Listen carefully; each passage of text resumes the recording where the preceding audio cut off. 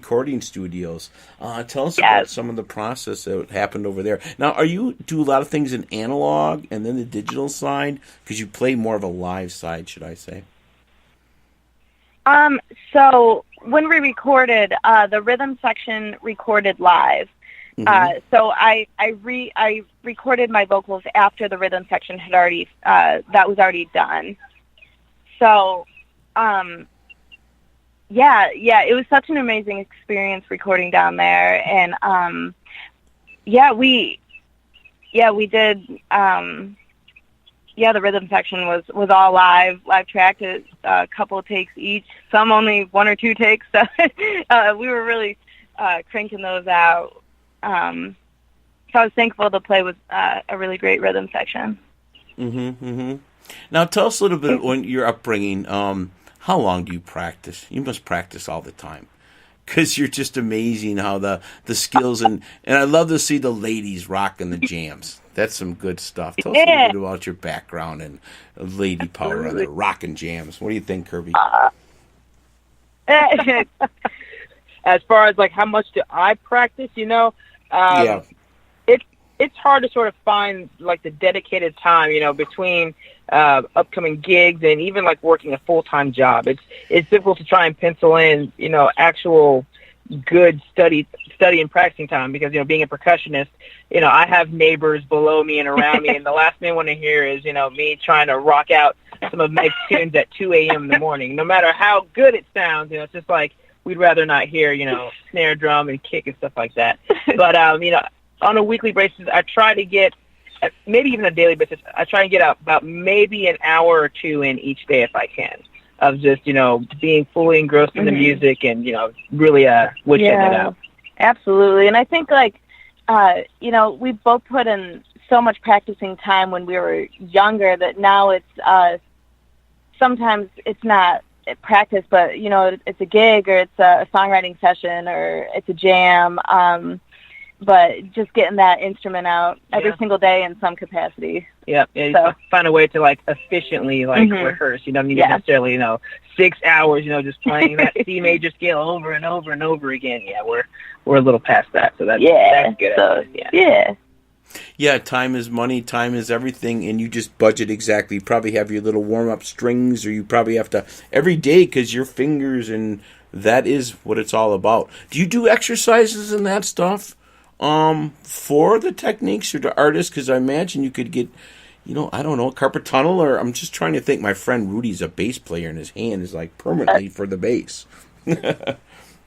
Kirby actually has this very elaborate stretching routine that is hilarious, and sometimes he does it to Christina Aguilera's "Genie in a Bottle." I will say, and it's a highlight. Before I go. Is his warm-up to Genie in a Bottle. Look, I do let it be known. The stretches are similar to it's a Japanese cartoon, but it's called Dragon Ball Z. And the guy he sort of does splits and pulls his arms back behind his shoulders and around. So I like to try to do that right before I go on stage, and I get everybody involved with at least singing Christina Aguilera because we all know the song. So it's very entertaining.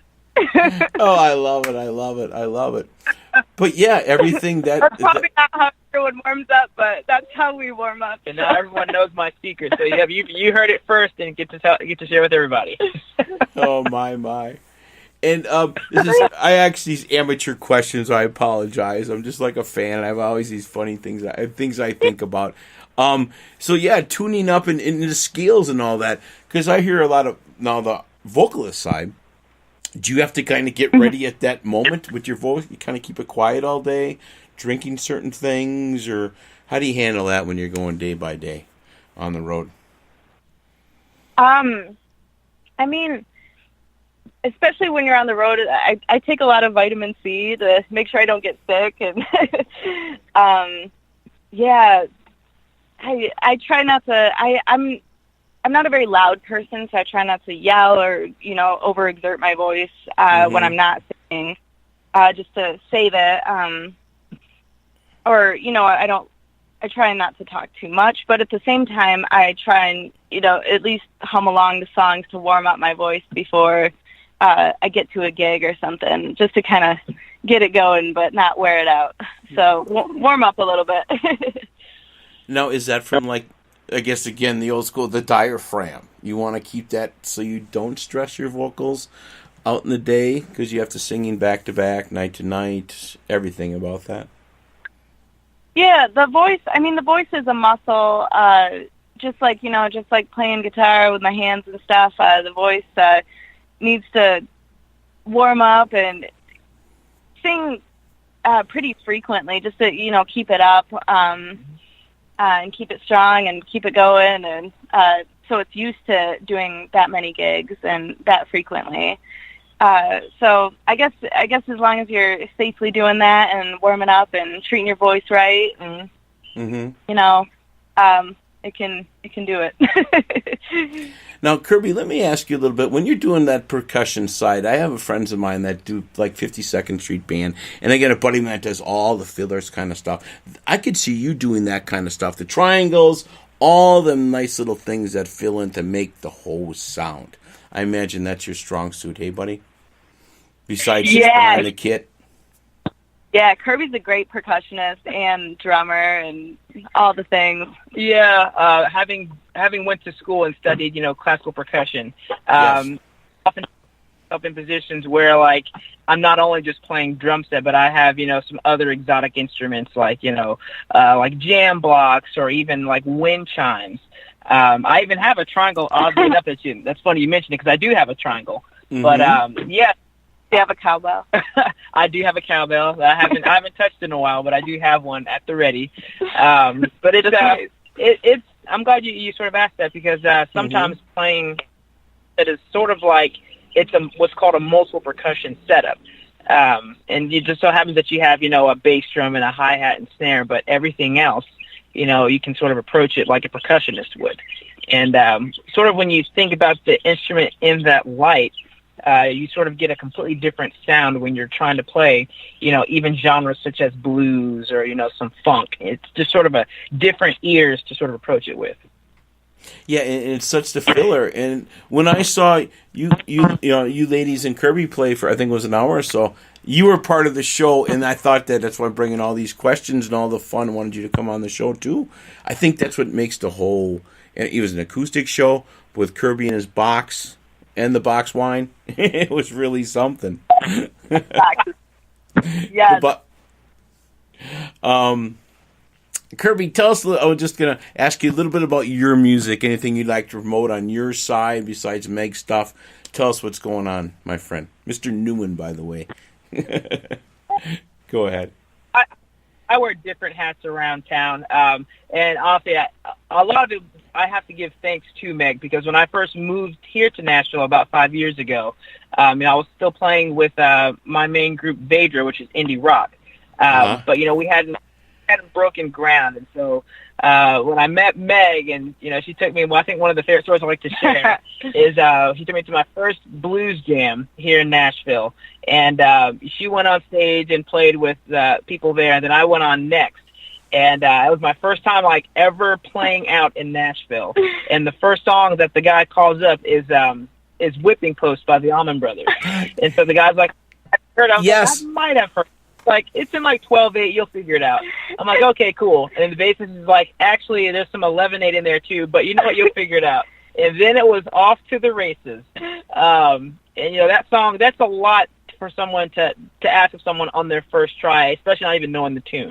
But that's a hard song if you don't know it. Yeah. But then the bassist afterward, he's like, "Man, you are the bravest drummer." Yeah. So trial by fire here. Kirby, I threw him to the flames from day one, and yeah, but he was off. But I have to say, I'm better for it. It teaches you to sort of play with your ears and sort of listen. So having said that, all the playing that I'm doing now is thanks to Meg and getting me out here. So I play with Vedra, I play with Meg, Claire Kelly, who I played with last night, another artist named Dakota Danielle. I did some drumming for her EP. And then, I've also drummed with a group in town called the Pleasant Tints that does sort of like an R&B soul type of vibe. So, yeah. That's beautiful, and I remember that story. I do have it on tape from when I did the live recording. You talked about that, the whipping post. I'm like, yes, I do remember that. It was all meant to be. You two are all meant to be, and all that good stuff. Meant to be. That's right. Oh, I love it. I love it. Now, Meg, NOLA Blues. You're in the NOLA Blue, all those great stuff. Betsy Brown, your awesome record. Let's just finish up with the strong stuff you got going again with Take Me As I Am, the Muscle Shoals sessions. Everybody get out there and buy it. Yes, it's on the Hoomagoo. We're going to play another song when we get done, Shame. But then I'm going to come back and I'll play a lot of Meg's songs along with this interview for everybody. So, just the great ladies you have over there and everything happening for you. So, go ahead, Meg. Awesome. Thank you. Thanks so much for having me. Yeah, it's been a pleasure. Thank you very much. Yeah. No problem, no problem. And tell us what you have going again. I guess the NOLA Blues session. I just wanted to kind of talk about the label and all the people, Benny Turner and Tom Hambridge and all that, what that stands for. I guess that's kind of what I was getting on before we cut back off this. Yeah. I released the album under NOLA Blue Records.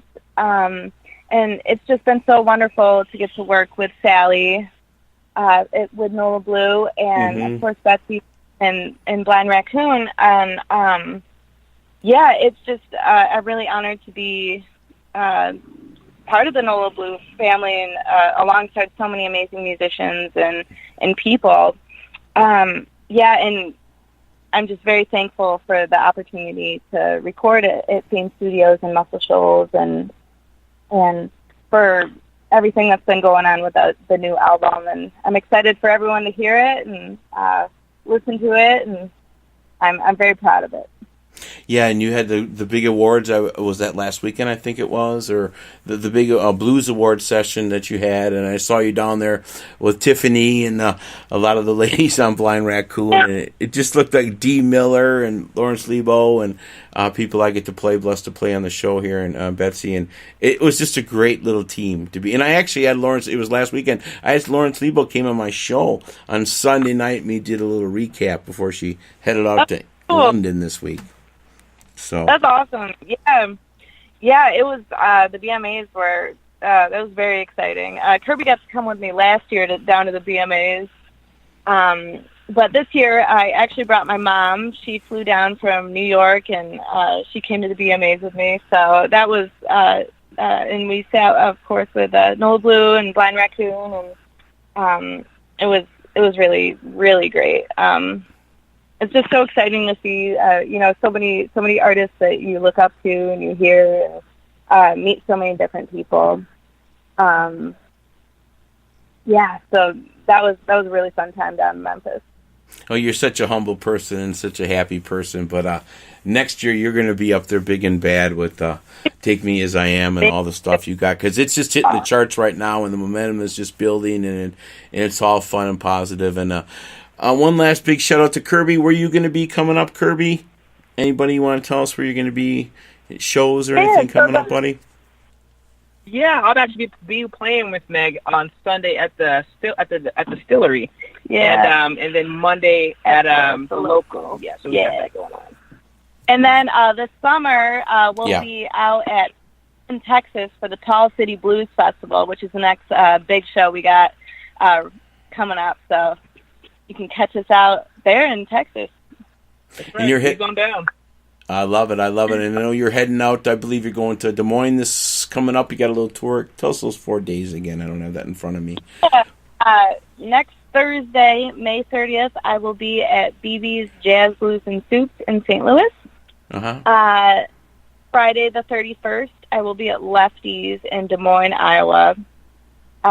Saturday, June 1st, Westport Saloon in Kansas City. And then Sunday, I'll be at Huey's downtown in Memphis. Love it. And all over Facebook, Meg Williams, hot stuff. Everybody catch it on the charts. Roots Music Report heading up the charts, and soon to be big awards for you next few years too. So thank you very much. Thanks, Kirby. Thanks for coming on the show, Meg, and everybody, and say hello to Lauren for me too, okay? We will. Our Thanks for having us. Yeah, take care now. Awesome. Thank you. Let's figure it out right now. Finishing up with shame, Meg Williams. All right.